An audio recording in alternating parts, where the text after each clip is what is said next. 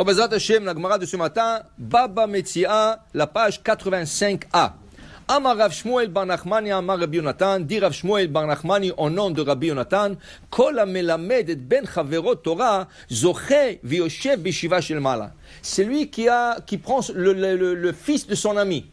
Et ce fils-là était un petit voyou. Il fait rien, il saute, il court, il sort, il fait... Et il dit, viens, on va apprendre la Torah un peu. Il prend son temps pour donner au fils de son ami. Ce n'est pas son fils, c'est le fils de son ami, son voisin. Il dit, celui-là, quand il arrive dans le ciel, à quoi je vous dis, toi, viens, je vais étudier avec toi, viens. Toi, tu as étudié avec le fils de ton ami, tu as pris ton temps, moi je vais prendre le temps d'étudier avec toi. Il va prendre un grand sadique et dire, assis-toi, étudier avec lui. Quelle route? Parce que Ba'olam Hazeh, tu as étudié avec quelqu'un. Si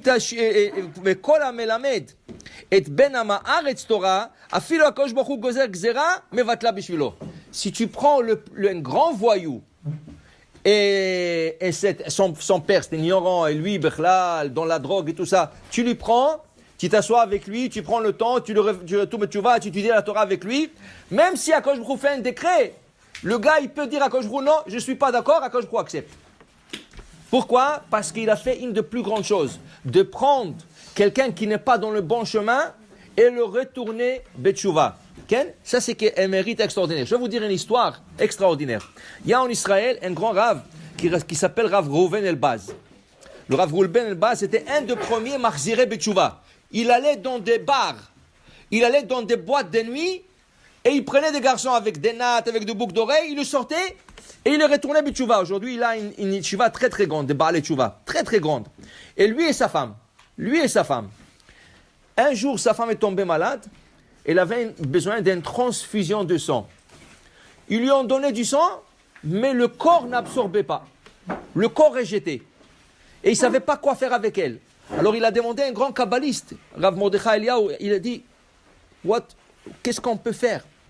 Le Rav il leur a dit, écoutez, cette femme elle est tellement pure, parce qu'elle travaille avec des gens, elle retourne betchouva les gens, le seul sang que son corps va absorber, c'est le sang de personnes qu'elle a retourné betchouva.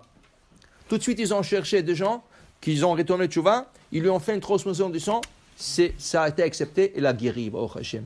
Pour te dire, c'est extraordinaire, de gens qui s'occupent, c'est comme ils donnent leur sang à ces personnes. Et c'est du temps, hein? Tu t'assois, tu étudies, tu prends ton temps tu peux faire des autres choses. Quand je vous dis, tu sais quoi? Toi, tu as pris le temps, moi je vais prendre le temps avec toi dans l'autre monde. Toi, tu as appris avec un voyou, tu l'as retourné betchouva. Même si quand je vous fait un décret, lui, il est capable de faire une prière, de l'annuler. C'est très important.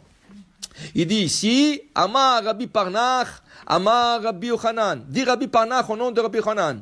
Kol shu talmid chacham, uvno talmid chacham, uben beno talmid chacham, shu ve'an Torah poseket mizaro leolam. Tout celui qui étudie la Torah, et son fils étudie la Torah, et son petit-fils étudie la Torah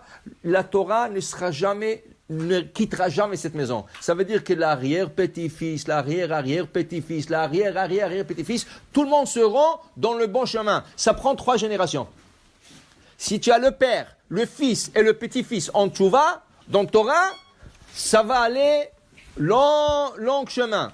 Ah, tu te poses une question, attends. Mais dis-moi, si tu prends le genre du Maroc, par exemple, il n'y a pas quelqu'un que son grand-père n'était pas un rabbin. Son aïeul n'était pas un grand tzaddik, un grand kabbaliste.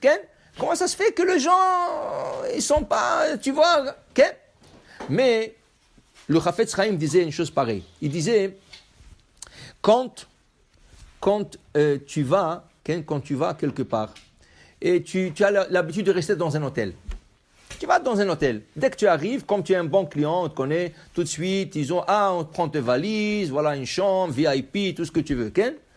Un jour, il change l'administration. Tu arrives, pas de service. Qui tu es, Bechlal?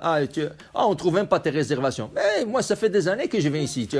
Il dit non, on ne connaît pas et tout ça, on n'a pas de place pour toi la nuit. Vous n'avez pas de place, pas de problème. Alors tu arrêtes d'aller là-bas, tu vas dans un autre hôtel juste en face. Juste en face. La même chose. La Torah, elle vient, elle tape sur ta porte. Pitrili achoti rayati. Ouvre la porte. Ton père, il a ouvert la porte. Chaba, Torah, Kedosha, viens, rentre à la maison. Oui, on veut tous étudier la Torah, on veut tous appliquer la Torah. Le fils, viens, va au Chaba. Le petit-fils. Après vient une génération. Le arrière-petit-fils, il a fermé la porte. La Torah, elle tape. Tu ouvres pas. Alors la Torah dit, tu sais quoi? Ok, je ne peux pas rentrer ici, je vais aller ailleurs. Okay? Si toi ou ton fils, ton petit-fils, un jour ils vont ouvrir la porte. Hé, Torah, où tu es? Ah, voilà, il a ouvert la porte, tac, et rentre. Qu'est-ce que tu vois aujourd'hui? Tu vois aujourd'hui que l'arrière-petits-enfants de ce gens qui ont quitté la Torah, ils retombent tchouva, et la Torah revient à cette maison. Alors c'est quoi la promesse? La promesse est que dès que la première porte sera ouverte, la Torah retourne tout de suite.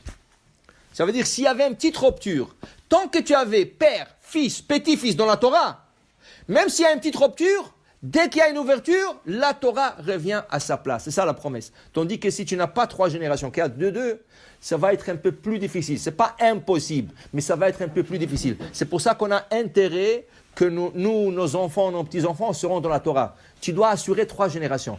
Si ton père était Ben Torah, ton fils et ton petit-fils, tu as une garantie déjà. Tu peux dormir tranquille. Il faut toujours surveiller. Il faut toujours être après eux. Mais pour te dire, tu as déjà une garantie.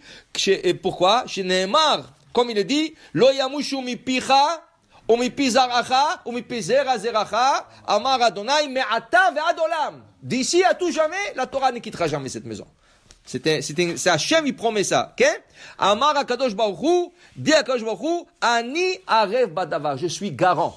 Akadosh Baruch Hu dit, je suis garant que s'il y a 3 générations comme ça, la Torah ne s'arrêtera pas. Alors, Agmara dit une histoire intéressante. Rav Yosef, il a fait 40 jeûnes. 40 jeûnes consécutifs. Il ne mangeait pas le jour, il mangeait la nuit, il mangeait pas 40 jours comme ça. 40 jeûnes. À Krayuhu, il a vu un rêve. Il a vu un rêve dans la Torah. Lo yamushu mi picha. La Torah ne te quittera jamais.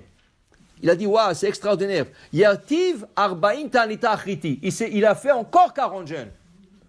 Et après le 42e fois, il a créé Lo yamushu mi picha ou mi pi zaracha. Alors maintenant, il a une garantie que la Torah ne le laissera pas à lui et ni sa descendance, ses enfants. Alors qu'est-ce qu'il a dit? Non, c'est pas suffisant. Yativ mea. Il a fait encore 100 jeûnes supplémentaires. Ken akrayuhu. Dans le rêve, il a vu le pasuk Lo yamushu mi picha ou mi pi zaracha ou mi pi zera zaracha. Amar mikan ve'elach lo tzarichna. J'ai plus besoin de jeûner. Si j'ai déjà une promesse dans le rêve que moi, mes enfants, mes petits-enfants seront dans le bon chemin, j'ai plus besoin, je sais que la Torah, elle va continuer ad olam. Pour dire combien c'est important d'étudier la Torah, l'enseigner à nos enfants et même aux petits-enfants. Baruch Adonai le'olam, amen ve'amen.